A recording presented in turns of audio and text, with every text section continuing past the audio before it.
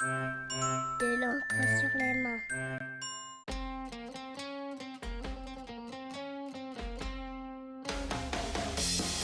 À quoi reconnais-tu les meilleurs manuscrits et les pires? C'est très dur parce que les meilleurs, il y a plein de façons de faire un très bon manuscrit. Par contre, ceux qui sont pas bons, on le reconnaît à différentes choses. Souvent quand il y a une maîtrise aléatoire de la langue française, ça c'est toujours étonnant.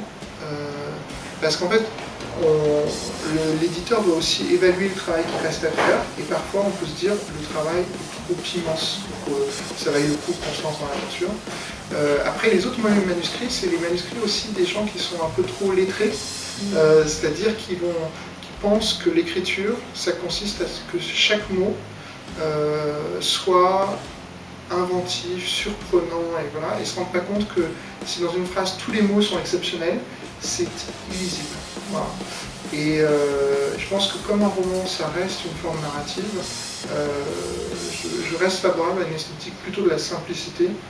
Parfois, il peut y avoir une sorte d'accident verbal volontaire où il y a un mot qui sonne bien, il y a une trouvaille poétique, ça c'est très bien, mais si vous cherchez dans le dictionnaire des synonymes le mot le plus compliqué chaque fois que vous avez quelque chose à dire, vous êtes en train de tuer votre texte. Et ça, c'est un phénomène très répandu. Alors, vraiment, il y a une autre difficulté qui est assez remarquable, en fait, c'est les textes où les auteurs ont du mal à distinguer entre dire et montrer.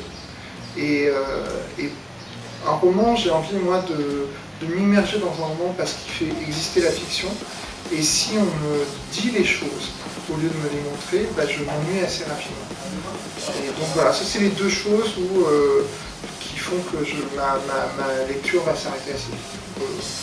Voilà, c'est le style et la structure, c'est les deux choses. Est-ce que tu écris toi? Alors, j'ai pas de projet d'écriture. Par contre, j'essaye de garder à l'esprit que chaque fois que j'écris, je dois écrire. C'est-à-dire quand j'écris un mail, je l'écris comme si je devais écrire quelque chose de bien.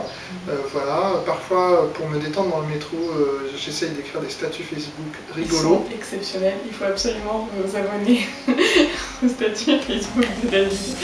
Alors ça, c'est une question qui a été posée par une ou un d'entre nous. À quoi rêve un éditeur? Éditeur, c'est pas un métier intellectuel, c'est un métier commercial. Et donc, le but, c'est que les livres se vendent bien pour qu'on puisse continuer à faire des livres. Alors, je vais être très franc, si je parle des rêves inconscients que je fais la nuit, où je ne maîtrise pas mes rêves, je rêve de réussir à continuer à faire des livres et donc que les livres se vendent bien. Voilà.